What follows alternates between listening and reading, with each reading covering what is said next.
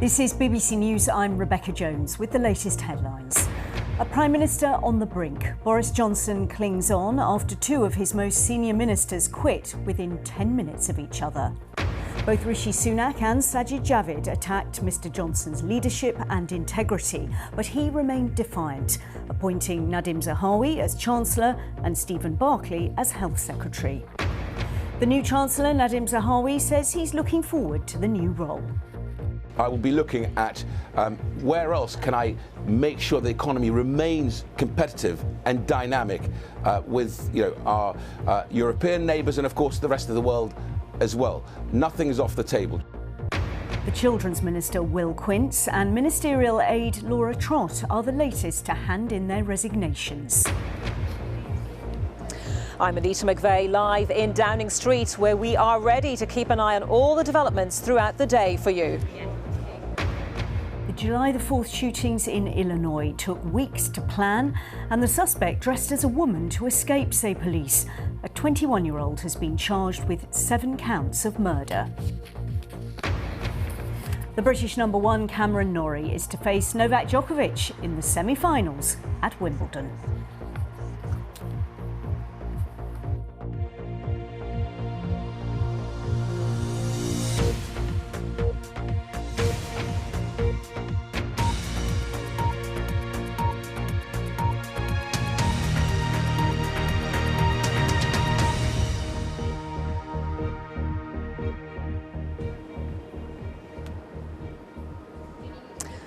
Hello and welcome to Downing Street after a very turbulent few days and an even more turbulent 24 hours. But today, behind that famous front door, number 10 Downing Street, Boris Johnson is still Prime Minister. And he says that he is determined to stay on, but there are those within his own party who are equally determined that he should go. So one of the big questions for today, of course, is what else will happen? We've already had a couple of resignations this morning. And how long can he survive as Prime Minister? Let's take a look at the story so far and what has led us up to this point. So last night, Boris Johnson lost both his Chancellor and his Health Secretary in the space of just a few minutes.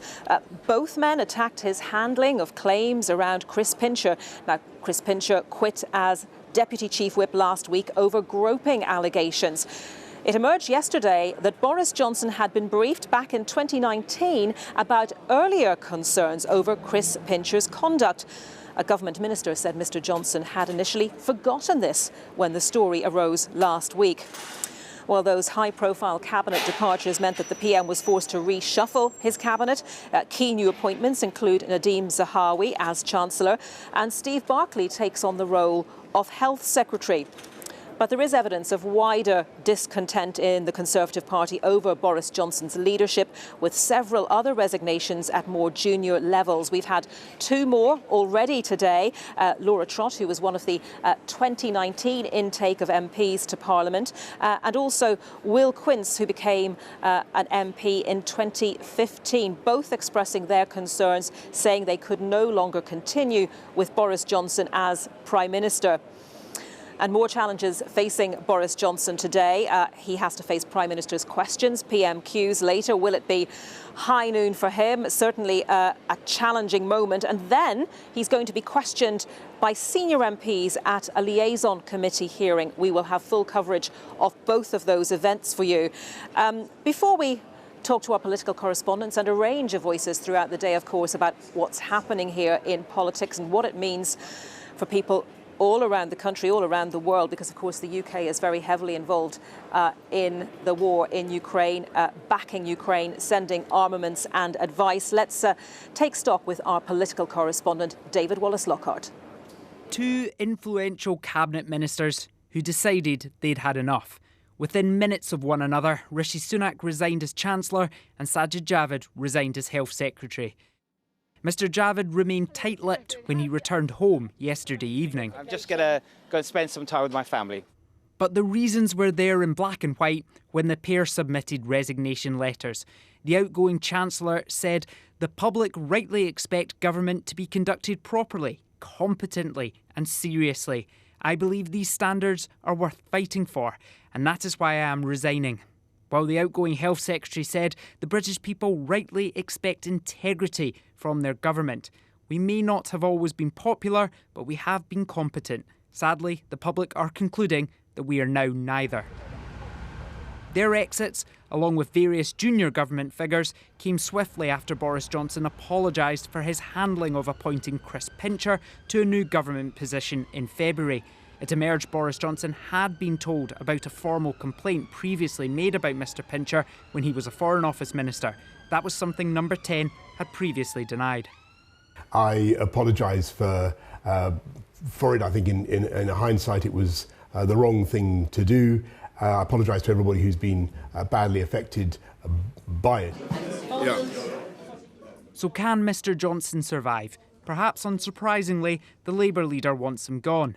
They backed him when he broke the law. They backed him when he lied. They backed him when he mocked the sacrifices of the British people. So they have been complicit as he has disgraced his office and let down his country.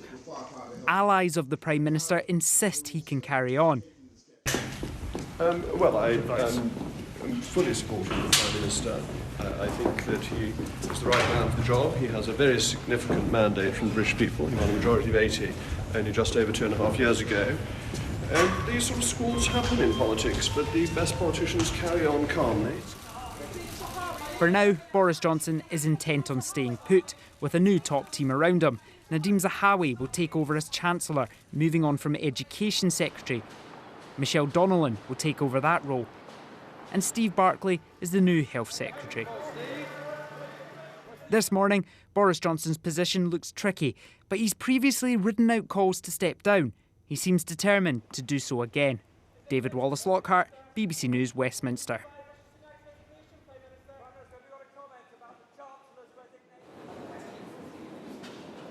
Well, yes, Nadeem Zahawi is the new Chancellor. He's been doing interviews this morning. He's called for unity in the Conservative Party. That seems like a reasonably tall order at the moment, given the events of the last few days. But he said, in a very much, trying to create a sense of business as usual interview today, he said that he would be looking at all options to build the economy, including the possibility of tax cuts.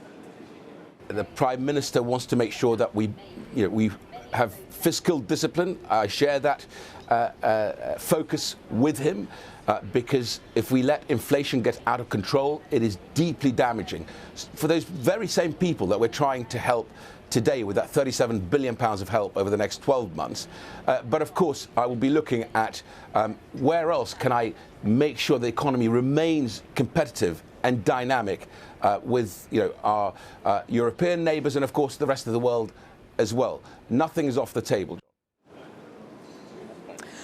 A couple more resignations this morning, but of course there's been plenty of reaction as well. I'll tell you about those latest resignations in just a moment, but there's been plenty of reaction to those two big resignations yesterday. Rishi Sunak as Chancellor and Sajid Javid as Health Secretary. Let me just bring you some of the reactions that have been appearing on Twitter.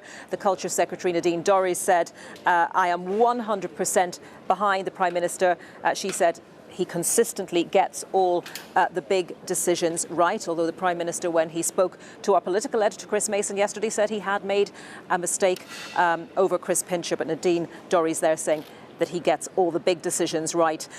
This from the First Minister of Scotland, Nicola Sturgeon, who said, feels like the end might be nigh for Johnson. Not a moment too soon, she said. The whole rotten lot need to go. And the Lib Dem leader, Sir Ed Davey, tweeted, a house of cards built on lies and deceit comes crashing down. He then said Boris Johnson should go, and go now. So I suppose the question is the government, is the cabinet under Boris Johnson a house of cards that is about to come tumbling down, or can he last a little bit longer yet? Let me just reflect on those resignations that we have had so far today. One of them was Laura Trott. She was part of the 2019 intake of MPs, regarded as a rising star in the party. She's resigned from her position at the Department of Transport. Let me read what she said. She said, trust in politics is and must always be of the utmost importance. But sadly, in recent months, this has been lost. So a lot of MPs, yes, talking about trust, talking about a loss of trust. And then also Will Quince, who on Monday was defending the Prime Minister over his handling of the Chris Pincher affair. He has also resigned. He was part of the 2015 intake of MPs. He's resigned from his role in the Department of Education. And he said in his resignation letter that he had been given assurances that Boris Johnson had not previously been aware of other allegations about Mr. Pincher, and therefore, given what emerged, it was untenable for him to continue in his position. OK, well, let's get some reaction to everything that's happened and what indeed might happen today. With me now is Sebastian Payne. Good to see you, Sebastian.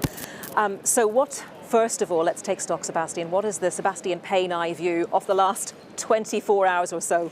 Just rather incredible. I don't think anybody saw this coming at all, that obviously Boris Johnson's been in some very tricky spots so far throughout his prime ministerial career. But I think everyone always said until the cabinet moves against him, he's probably safe. And that moment that Sajid Javid and Rishi Sunak resigned at 6 p.m. yesterday, literally as the Prime Minister was on the evening news, it was the moment to inflict maximum political damage on his position. Exactly. So I think that's obviously started this torrent of resignations that have been trickling through. We saw Will Quinsco, as you mentioned, who was the minister sent out to defend the government over the Chris Pincher affair. So really, I think this is probably the worst 24 hours Boris Johnson has ever had in his political career, and it could be about to get a lot worse as well, given the events ahead of him today. Is it a torrent of resignations? Do you think it's fair to describe it that way, in that he lost two senior members of the cabinet, obviously very big hitters within the cabinet, but other members of the team seem to have rallied round the Prime Minister? Of the cabinet, that is true, but elsewhere in the government, it really is starting to pick up pace now, with the junior parliamentary private secretaries there at the bottom rung of the ministerial ladder, plus obviously Bin Afawami, the vice chair of the Tory party. We obviously mentioned Will Quinston. I think we will probably see more, so maybe it's a trickle might be a better description of it. But the House of Cards analogy would work in that context, wouldn't it? Yes, exactly. That it does feel as if the political sort of standing of Boris Johnson is giving away quite quickly, and I think the thing to watch today is going to be more resignations, but also Sir Graham Brady. So he's the grandee who runs what's called the 1922 committee that oversees Tory leadership elections, and he ran that last confidence vote in Boris Johnson last month that he won by, 41% of Tory MPs went against him, but he still won that. If Sir Graham Brady is spotted going into that black door today, he may have to say to the Prime Minister, look, a majority of MPs want you gone. If you don't go quietly, we'll change the rules and have another contest. That's the crucial thing to watch, because the mood amongst the parliamentary party was completely dire yesterday, and I think it's probably even worse this morning, and that's the main thing the Prime Minister has to worry about. It's no surprise, is it though, given what we know about his personality, that right now he is saying he is determined to fight on? Indeed, I spoke to one cabinet minister loyal to the Prime Minister who said that his fingernails are in the window frames of Downing Street and that he will have to be dragged out, that he will not be going. He is absolutely a fighter, and you've seen that throughout Boris Johnson's career. And even if Graham Brady went to him and said, look, a majority of MPs want you gone, we're going to change the rules if you won't go, I still think he'd keep on fighting. Some allies of Boris Johnson think that actually he might just say, I'm fed up, that's it, I'm off. I don't buy that. I think he will keep going, because he sees his mandate as that from the British people in the last election, not Conservative MPs. And that's a crucial difference, which means he's not just going to walk away when he sees things getting tough. But it's going to be a very, very bumpy couple of days ahead, and the Prime Minister is certainly not out of danger. If, as he says, he sees his mandate as being from the people, let me just throw this possibly outlandish idea out there, but is a snap election, general election, within the bounds of possibility? Well, there are some people in Boris Johnson's circle who have been talking about that and urging up that possibility, and within Downing Street there are people who have been saying be ready for a general election at any point. It's not going to happen, because first of all, I think that is the point the rest of the cabinet would say, are you out of your mind? Because the Tories are 11 points behind in the polls now, and they would almost certainly lose that election. The second thing is an old bit of constitutional furniture known as the Lascelles principles. Now, this was brought up by a man called Tommy Lascelles, which viewers of The Crown will remember as the stern, moustached man who advised the Queen back when she became the monarch in 1952. Tommy Lascelles wrote this letter at the Times that defined 3 circumstances where the monarch would not allow an election to be called. 1, if it damaged the national economy. 2, if Parliament is functional. And 3, if there's another person who could command a majority in the House of Commons. I think all those 3 principles could be met right now. If you look at the stand, there are other candidates within the Tory party who could command a majority. Parliament is working, there is a majority, and there are clearly other candidates who could command a majority within the Tory party. Now, of course, the monarch does not want to get into that position, but I think if Boris Johnson did try and do that, constitutionally, it would all come a bit unstuck. Frankly, it's been a bit of a surprise that there have been voices who've been very much pushing the idea that it's got to be Boris Johnson. I mean, do they really think that there's no one else within the party who could take on that role? It seems to me probably not. Well, I think the fact is this leadership contest actually began several months ago, that many of the main contenders have already been there. They've been planning their teams, they've been doing private donor dinners, tapping up MPs, and I think Jeremy Hunt, the former health secretary, his campaign is privately the most advanced, and of course he went over the top and called on Boris Johnson to go in that confidence vote last month. But many of the other contenders, including those within the cabinet, have been privately preparing for a contest. So if and when Boris Johnson goes, the whole contest will begin very quickly, and I think a lot of MPs will be saying we're amazed it took this long in some respects. So do you think some of those being touted as possible replacements for him, like Nadhim Zahawi, like Liz Truss, who have stayed loyal to him at this point, do you think they've made a calculation that it will go better with the rest of the party if they stay loyal to Boris Johnson right now?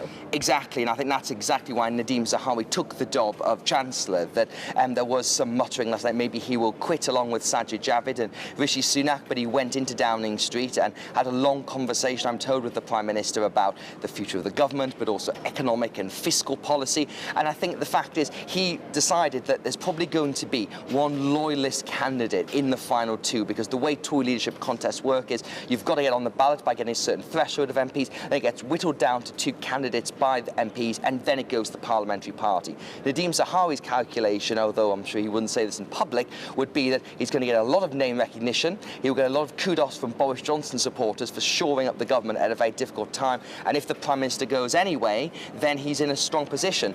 Other MPs I've spoken to were saying, in fact, he's going to go down with a sinking ship, and if the party decide it wants a clean break from the Boris Johnson era, then he's going to struggle in his new role, given the fact that he, at the moment of maximum danger, went in to back up Boris Johnson. And presumably Boris Johnson wants to get to the summer recess to buy some more time. Those within the party who are opposed to him continuing as Prime Minister would, I'm guessing, like to see, by the end of the summer, a new leader in place, start in September with a new term feel, if you like, going into the party conference and so on.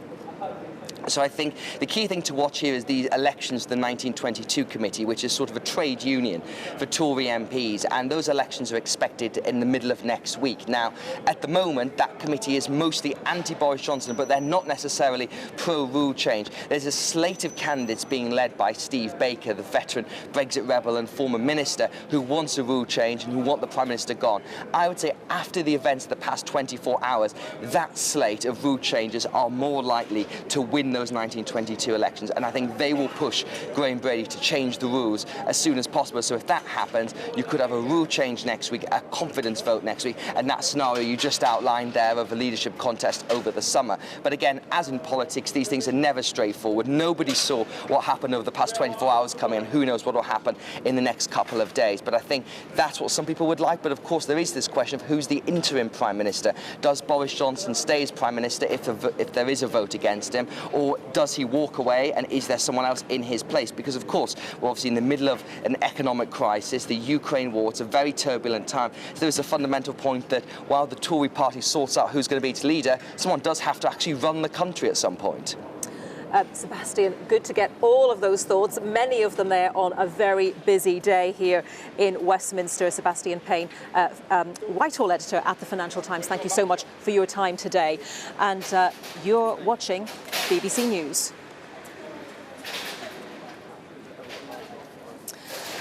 So Sebastian Payne, Whitehall editor at the Financial Times there, outlining a range of possibilities. And let me just pick up on one of the things he said. He said, watch out to see if Graham Brady, who is the chair of the 1922 committee, that committee of backbench MPs, arrives here at number 10 today. Because if he does, he may be going to the Prime Minister and saying, look, a majority of MPs want you to go.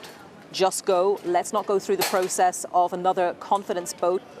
But says Sebastian Payne's view, and many others, I would think as well, is that the Prime Minister will want to hang on if he possibly can, and would be likely to refuse that if that was what indeed Graham Brady put to him later today. Well, with me now is our political correspondent, Nick Hurdley. And Nick, let's just take a moment to reflect, of course, that had Boris Johnson dealt with the Chris Pincher issue differently, we probably wouldn't be standing here today talking about all of this, would we?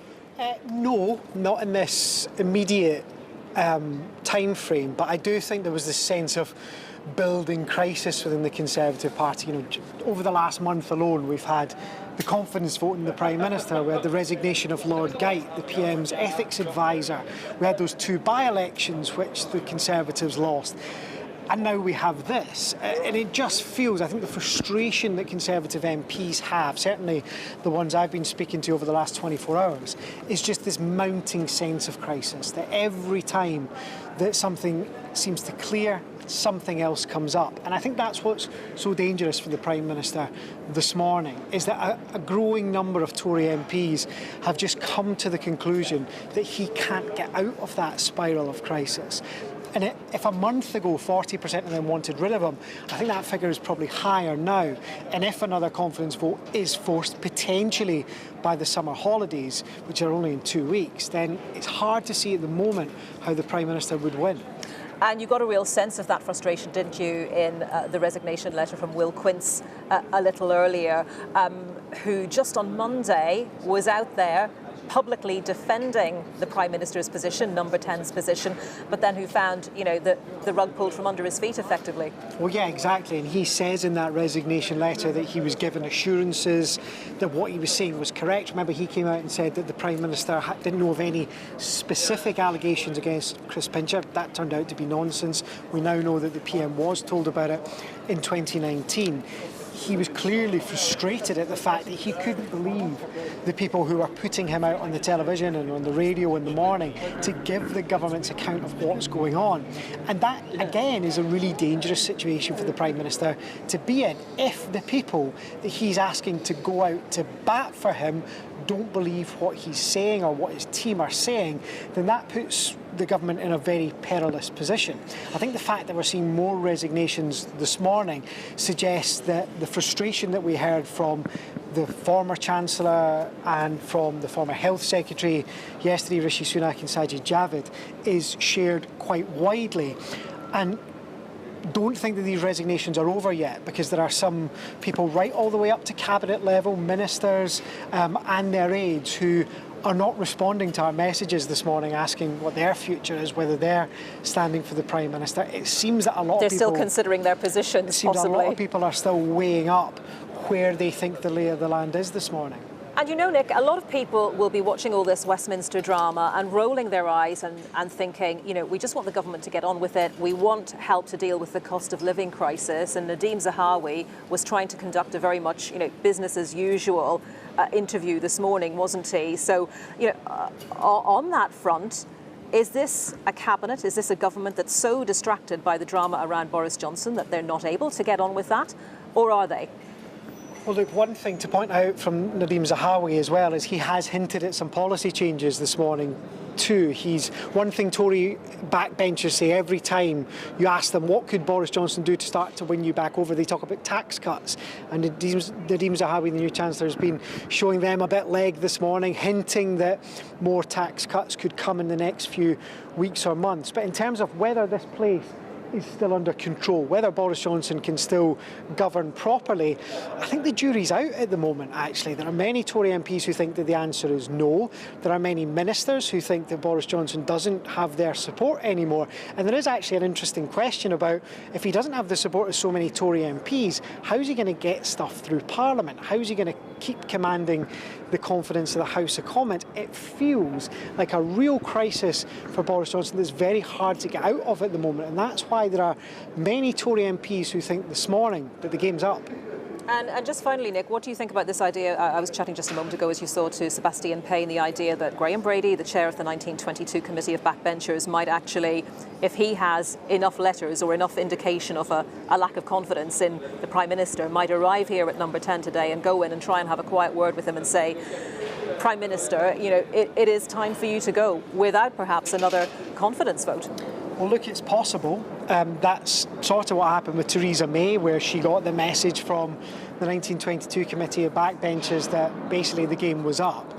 I think what we're more likely to see from that committee today is it outlining some of the plans it has for an election of its leadership. So the whole executive of that committee is going to be elected in the next few days, probably next week, and it will be those 18 men and women who decide whether to change the rules to allow another confidence vote.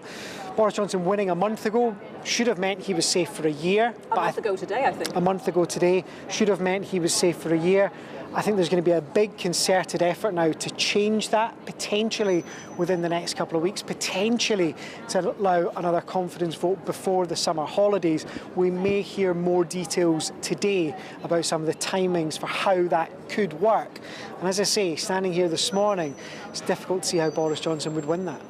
OK, Nick, for the moment, a very busy day ahead, but for the moment, thank you very much, Nick Eardley, our political correspondent there. I really... febrile is the word that's been used. I think it's an accurate word. Atmosphere here still today with more resignations this morning, as Nick was saying. Some figures not answering phone calls or emails asking them to declare what their position is. Do they continue to support Boris Johnson as Prime Minister or not? So we're on the lookout possibly for more resignations. We're on the lookout, of course, for Prime Minister's questions at noon today. That's going to be such an interesting one to watch. Let's see what Labour's response is to all of this. Then Boris Johnson appearing before a committee of senior MPs, the liaison committee, and Nick, you're still here. Let me just ask Nick, any chance that we might get resignation statements from Rishi Sunak and Sajid Javid? It's possible. They have the option of doing personal statements. I'm told we won't see one from Rishi Sunak. Not had an answer yet on Sajid Javid, and he did do it when he resigned as Chancellor. OK, I'm glad you didn't disappear, because it was really useful just to grab you for that quick answer. So possibly a resignation statement from Sajid Javid. We don't know that yet, but we are certainly here with you throughout the day at Downing Street to keep you right up to date on all the developments. For now, back to you, Rebecca, in the studio. Annita, many thanks. Much more from Annita, as she was saying, throughout the course of the day. Let's bring you some other news now, though, and changes to national insurance come into effect today, benefiting around 2 million low-income workers. Employees can now earn £12,500 a year before making contributions. That's up from the previous threshold of just under £10,000. The changes follow the increase in national insurance rates in April, when they went up 1.25 percentage points for both workers and employers. The preparations are underway for the start of the Women's Euro 2022 today at Old Trafford. A record-breaking 500,000 tickets have been sold, twice as many as attended the previous championship hosted in the Netherlands back in 2017. We're joined now from Salford by Chris Bryant, who is Head of Tournament Delivery at the Women's Euro 2022. A busy day ahead for you, Mr. Bryant, so we're grateful to you breaking off from the preparations to talk to us here on BBC News. Organisers say, let's go and make history. So in what way is this tournament going to make history? Yeah, no, I think, the tournament obviously is record-breaking in multiple ways. You know, that'll be sort of, viewers on TV and broadcast across the world. And importantly for us, it's going to break records in terms of attendances. You know, we're going to break the record for the biggest ever Women's Euros match tonight at Old Trafford, and hopefully we'll beat that record again at the final. And the total number of tickets, this will be the biggest women's sporting event ever in Europe, and it will be the biggest ever Women's Euros to date. So yeah, we think it's going to be a fantastic tournament and off to a great start. How surprised were you to sell so many tickets so quickly? Yeah, I mean, we always planned to sell a good volume of tickets. Over 700,000 tickets were available for the tournament. We've sold over 500,000. There are still tickets available, and our strategy was always to sell out the big matches, to sell out England games, because we want full stadia across the tournament, not just for England. So a big part of our strategy was to sell out games, move that demand around, and hopefully more people will come, and we'll put on the very best show we can. You say you want full stadia. I wondered why some games are being held at Manchester City's Academy Ground rather than at the Etihad Stadium, and I think 4 games are at the Leeds Sports Village, aren't they? Is that a good look? Yeah, well, I mean, again, I think you have to look at our strategy overall. 700,000 tickets available. We've got, starting the game at Old Trafford, finishing at Wembley for the final. We've got a range of stadia. That stadia it was born for two reasons. One, we had to look at what was available to us at the time of bidding for the tournament, which stadiums wanted to be part of this tournament. But then also we wanted a mix of stadia in terms of size so that we could achieve that very objective, which is to sell out stadia. We want teams playing in front of big crowds, in front of full stadia. To do that, we weren't able to, or we didn't think it was the right thing to have teams playing in half-empty stadia. And so the strategy was having big stadia, small stadia, and achieving full stadia was really what's behind that. And is that the reason why there are no venues in the Midlands or the North East? Well, I mean, again, I think that sort of, when you look at the venue selection, we have to work with the venues that come forward to us as part of the bidding process. And unfortunately, those venues didn't come forward at the time of the bidding process back in 2017, 2018. So, but we're really happy with the venues we've got. We've got a really great spread of venues across England. We think everyone can be part of this tournament, be it coming to a venue, coming to a fan festival, or watching live on TV on the BBC. So we're really happy with what we've got. We think we can put on a great tournament, and that's what's going to start today. It's an FA ambition that every primary school-aged children should have access to the game by 2024. How achievable is that, and what part will the tournament play? Yeah, the tournament really is about accelerating the FA's women and girls strategy, and that strategy is all about equal opportunity and access for football for women and girls.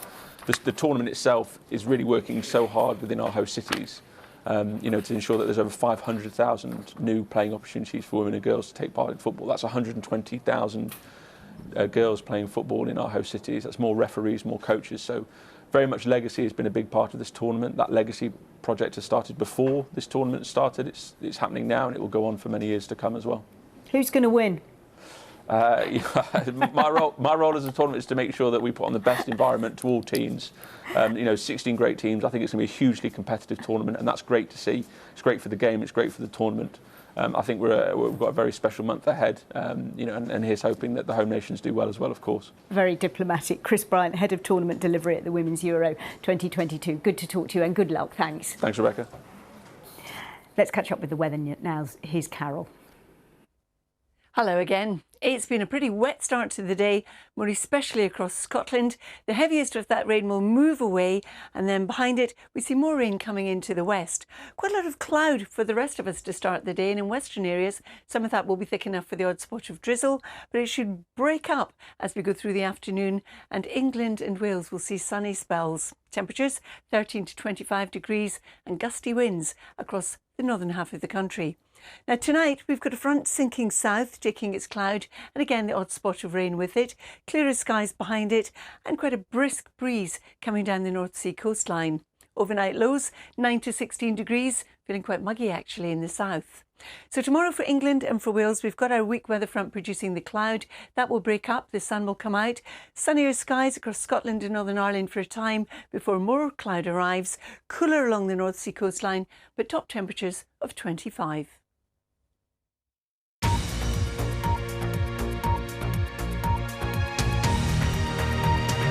Hello, this is BBC News with me, Rebecca Jones. The headlines. A Prime Minister on the brink. Boris Johnson clings on after two of his most senior ministers quit within 10 minutes of each other. Both Rishi Sunak and Sajid Javid attacked Mr Johnson's leadership and integrity, but he remained defiant, appointing Nadim Zahawi as Chancellor and Stephen Barclay as Health Secretary. The new Chancellor, Nadim Zahawi, says he's looking forward to the new role with nothing off the table. I will be looking at where else can I make sure the economy remains competitive and dynamic with our European neighbours and of course the rest of the world as well. Nothing is off the table. The Children's Minister Will Quince and Ministerial Aide Laura Trott are the latest to hand in their resignations. From today, people can keep more of their income before they start paying national insurance. And the British #1 Cameron Norrie is to face Novak Djokovic in the semi-finals at Wimbledon.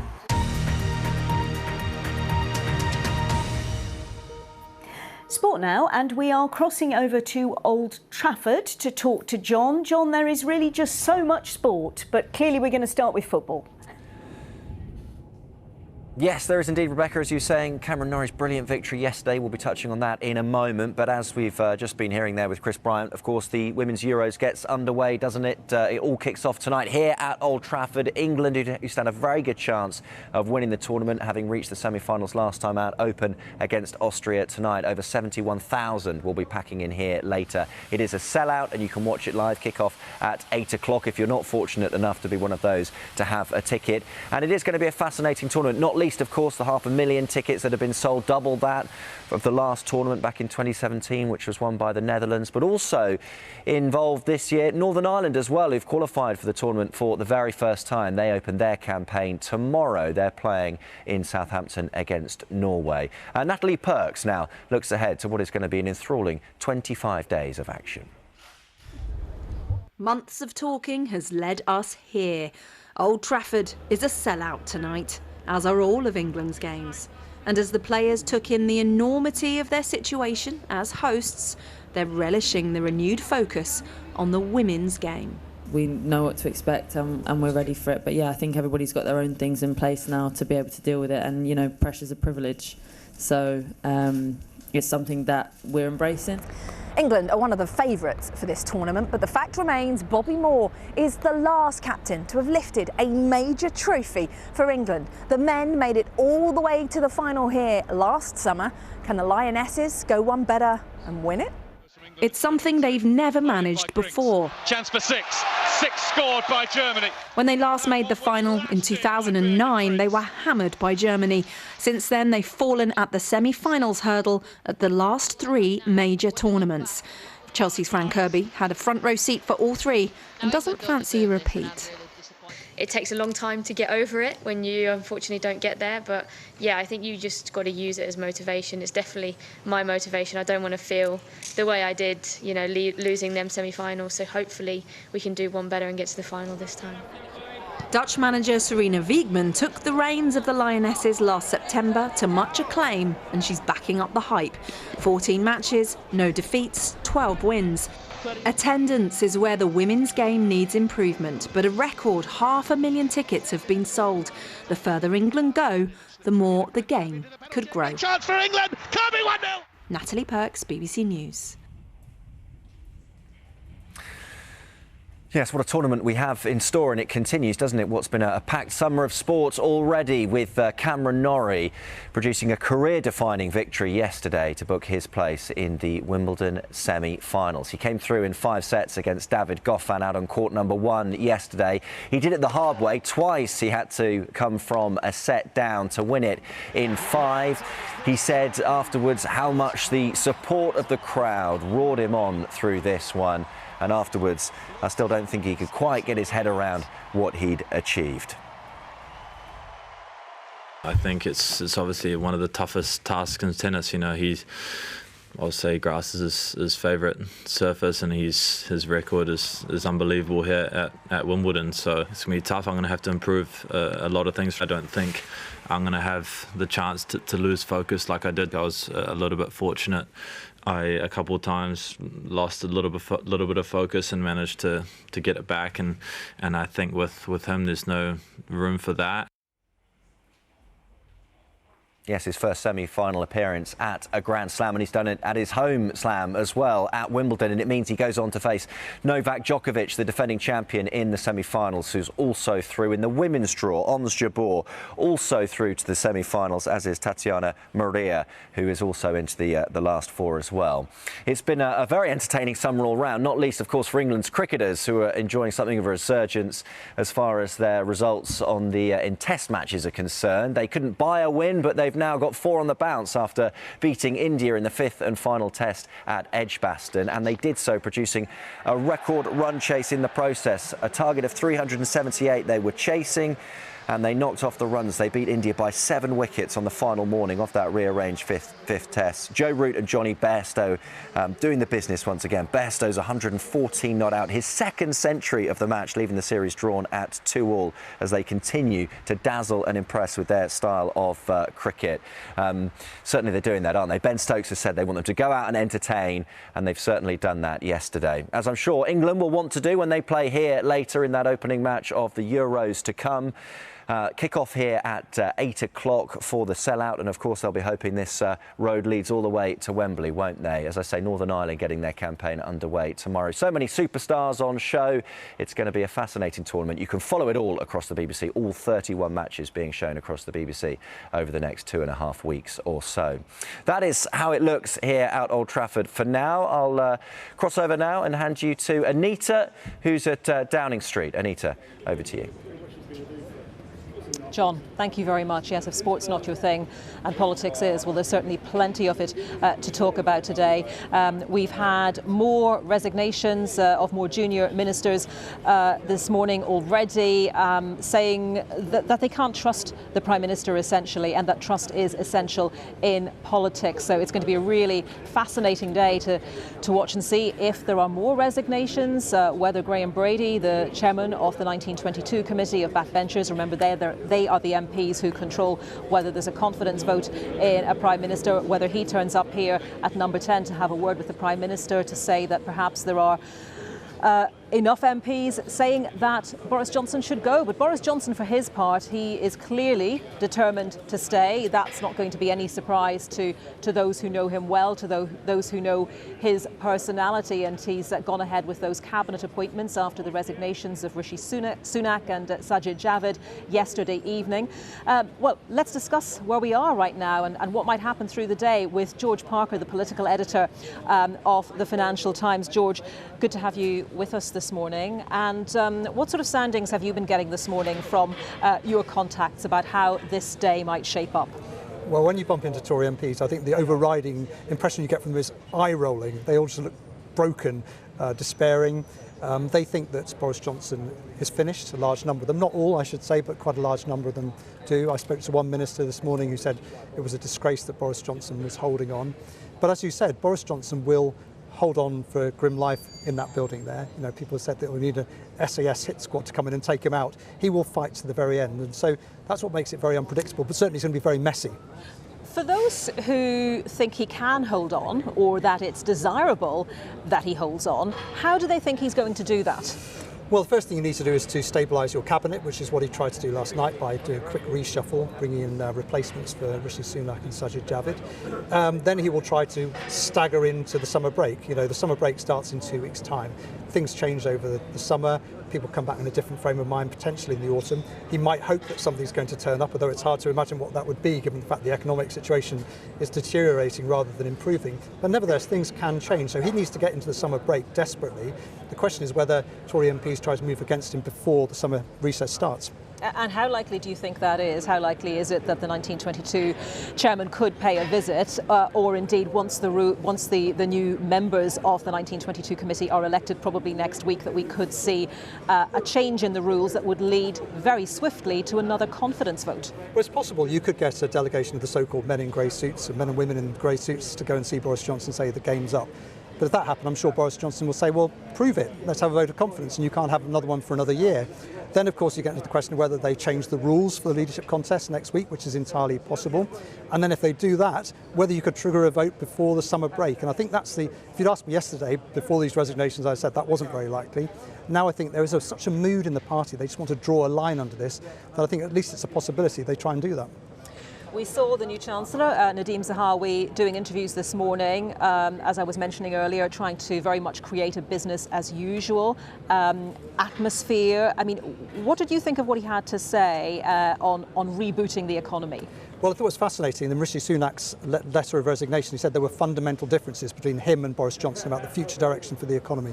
Frankly, what Boris Johnson wants to do, he wants to give the economy and the voters a sugar rush. He wants to put money into their pockets. He wants to cut taxes, wants to cut business taxes as well, what he calls a strategy for growth.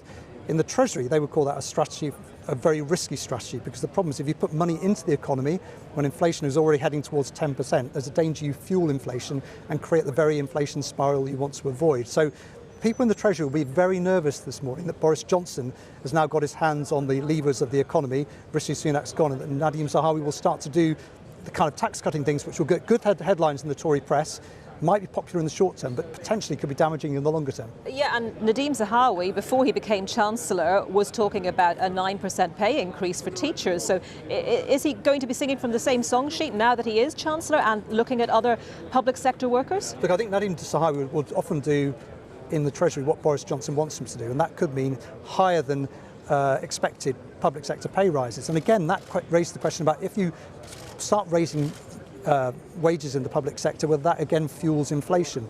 Are you borrowing money to pay for the tax cuts as well? That's another question, because if you borrow more money, interest rates start to go up, then the cost of servicing your debt goes up as well. So there are a whole load of issues which arise from this kind of thing. But if you're Boris Johnson, your timeline is 3 months, not 3 years into the future. Yeah, somebody said the other day it's about getting to the weekend. And you know, if you look at dietary advice, George, we all know that following a sugar rush, you come down from that, don't you? But you know, if there is a sugar rush, if there are policies that initially look pleasing, is that going to be enough to assuage some of his current critics within the party? There'll be some on the Tory right who are desperate for tax cuts. They think that the government has taken the wrong turn. We've got the highest taxes in this country for 70 years at the moment. They think it's imperative that Boris Johnson starts cutting taxes. That will get very positive headlines in the Daily Mail, the Daily Telegraph and the Daily Express, the Sun as well.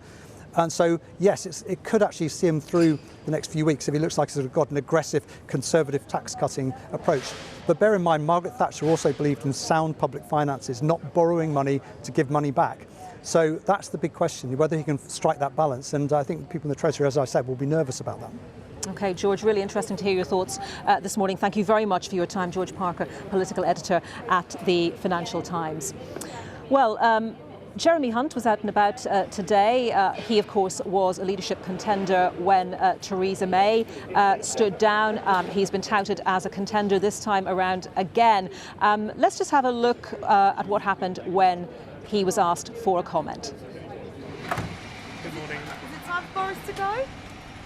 Is it time for the Prime Minister to go?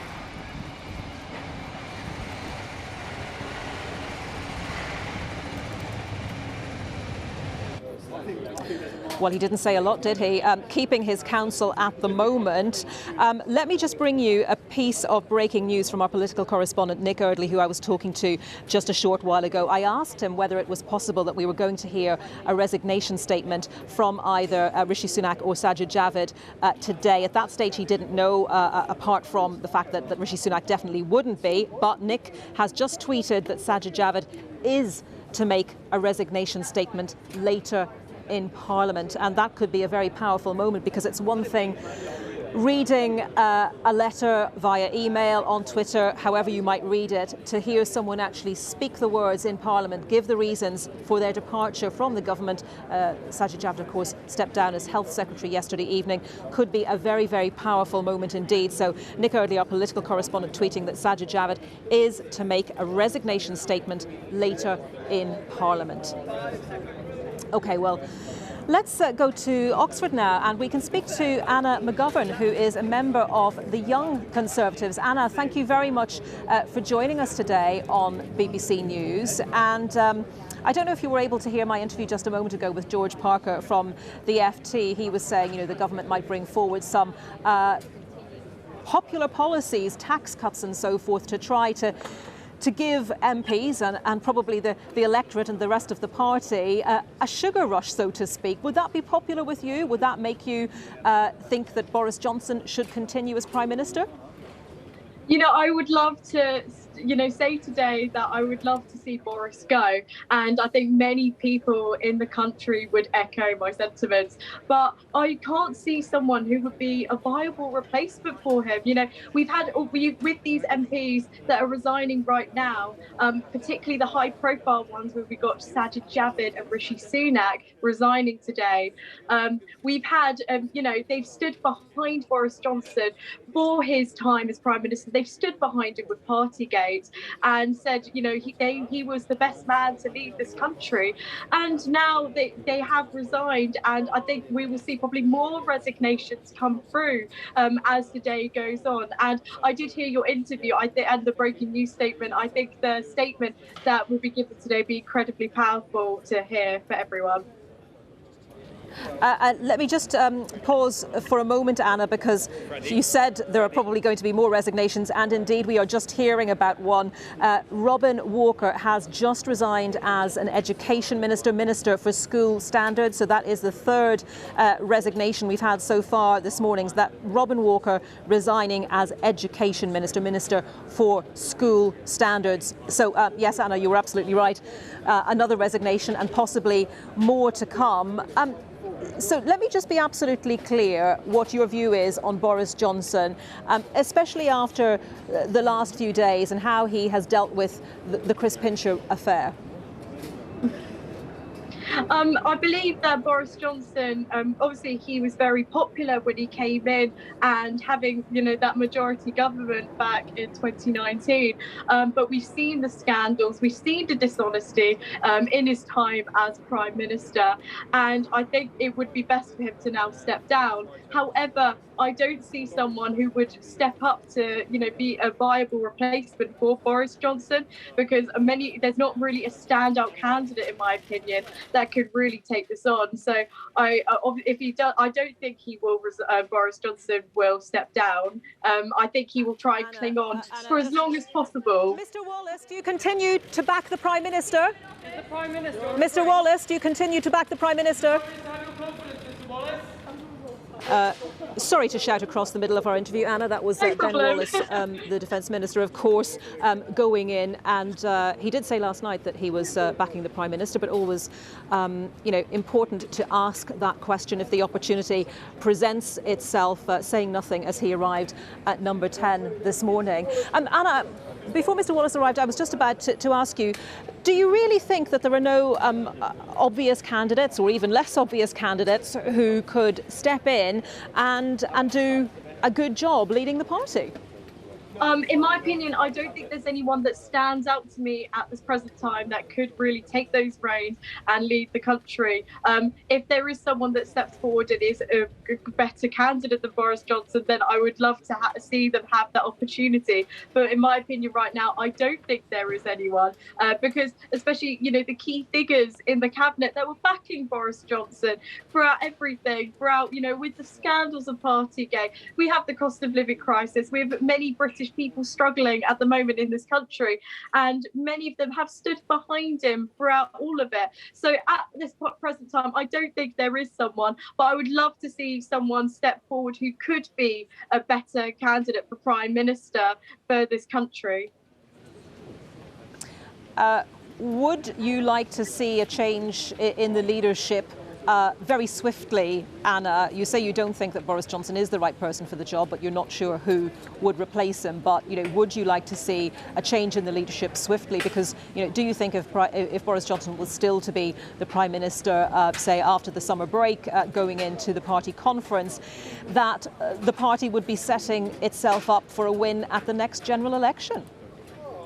I think actually that the party are in danger of losing the general election with Boris Johnson in power, because there's many people that I know too that have actually quit the Conservative Party because of everything that's gone on, all the scandals. Although I would love to see a swift change of leadership, because it's for someone to actually take the reins and lead this country properly and implement those policies that people really want to see, and actually have a leadership that is honest and people can believe in. That is what I would love to see. However, right now there hasn't been anyone, for me in my opinion, that has stepped forward who can do this, but I really hope that someone does, especially as we're moving forward from this. And I also believe that with all the scandals that have happened, everything that has gone on in his prime ministership, he has clinged on, even when people have said he should resign, should step down, he has every time always clung on to his position and kept going. And I think this won't be any different for the time being until he is in such an untenable position that we would have to step down. And I would really love to see this and have someone take over who would be the best candidate for the party. Anna McGovern, thank you very much for your thoughts today. Really good to speak to you. Anna McGovern there, a member of the Young Conservatives, saying that people want a leadership that is honest and that they can believe in. Well, let me just remind you of that latest resignation. Robin Walker resigned as Education Minister, Schools Standards Minister. That's Robin Walker. And with me now is our political correspondent, Nick Eardley, who tweeted that, whose tweet I read out just a moment ago, as well as the news that Sajid Javid is to make a resignation statement. Let's talk about that first of all. Yeah, I mean, it's proving to be another blockbuster morning here, Anita. So we've had that steady stream of resignations of various people at different levels of government, mostly ministerial aides, but now we have a Minister of State, a junior minister, saying that he needs to go. I've just been reading Robin Walker's resignation letter. He says, you won the confidence of your colleagues just a few weeks ago, and that confidence, what we were talking about earlier. But the events and revelations since have undermined this. I've always believed it's the job of our party to strike the right balance between efficiency and compassion, but the image being projected from the struggles of the last few months is that we risk achieving neither. What's clear is that there's a message coming out from various people in government this morning that they don't think that the Prime Minister can get back on track. They don't think that he can make some of the arguments that they used to think he was able to make. And the question over the next couple of hours before Prime Minister's questions is, do we see other ministerial resignations? Do we see other ministerial aides walk? Now, the message from behind that black door is that the Prime Minister isn't going anywhere. But if Number 10 was hoping that the steady stream of resignations was going to come to an end, they're going to be disappointed. And I think over the course of the day, we're going to see more and more pressure on the Prime Minister, including, as you say, a resignation statement in Parliament from the man who was Health Secretary until yesterday. Nick, for the moment, thank you very much. Nick Eardley. We will be back with the headlines for you at 10 and bringing you right up to date on all the developments here. But first, let's take a look at the weather with Carol. Hello again. For some of us, it's been a rather wet start to the day. For others, it's been a fairly cloudy start. We've got this ridge of high pressure settling things down in southern areas, but weather fronts moving across the top of it, bringing in some rain and isobars, telling you it's going to be windy across the northern half of the country today. But only light winds at Wimbledon, temperatures up a touch on yesterday. And although there'll be quite a bit of cloud to start with, we'll see that break and sunny spells will develop as we go through the course of the afternoon and into the evening. Now, for the rest of us, the heavy rain across Scotland moving into the North Sea, but you can see more rain coming in across the west. And Northern Ireland, western parts of England and Wales seeing a bit more cloud with the odd spot of rain coming out of it at times. But inland across England and also Wales, we'll see the sunshine develop. Temperatures 13 to 25 degrees. Gusty winds, especially eastern Scotland and to the east of the Pennines. And pollen levels today are high or very high, except for across northern and western Scotland, where they are low. Now, as we head on through the evening and overnight, the cloud in the north sinks steadily southwards. Again, you could get the odd spot of rain coming out of it. Behind it, clearer skies, and it will be breezy down the North Sea coastline as well. Temperatures falling away between 9 and 16 degrees. We'll actually feel quite muggy tonight across southern parts of the country. So that leads us nicely into tomorrow. So tomorrow we start off with all this cloud, but through the day it will break. Brighter skies with some sunshine for Scotland and Northern England and for a time for Northern Ireland before the next weak weather front comes in and introduces some thicker cloud. Down the North Sea coastline with the onshore breeze, it will feel cooler, but inland we're looking at temperatures up to 25. Then on Friday, well, again, quite a lot of cloud around to start the day. We've got some rain coming in across Scotland and Northern Ireland, the cloud breaking, and then we'll see the sunshine, and it will feel quite humid as well. Temperatures climbing, we're looking at 13 to 27 degrees north to south. For the weekend, high pressure still very much with us. We still have fronts toppling around the top of it. So across parts of Northern Ireland and also northern and western Scotland and the Northern Isles, we're more prone to that cloud and some rain. Come further south, we're back into the sunshine and warmer.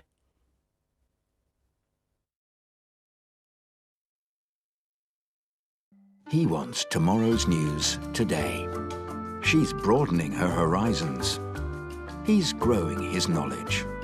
They're searching for expert opinions. She's dying for a lively discussion. He's taking stock of the situation. She wants to dive deeper. They just need a conversation starter. Everyone's news all in one place. The papers, tonight at 10:30 and 11:30 on the BBC News Channel. Lucy! Action! I know my place. Go on, Lizzie, drive the ball. My place is with the greats. Up next, Nat Siver, the innovator. Campbell seals her place in history. My place is first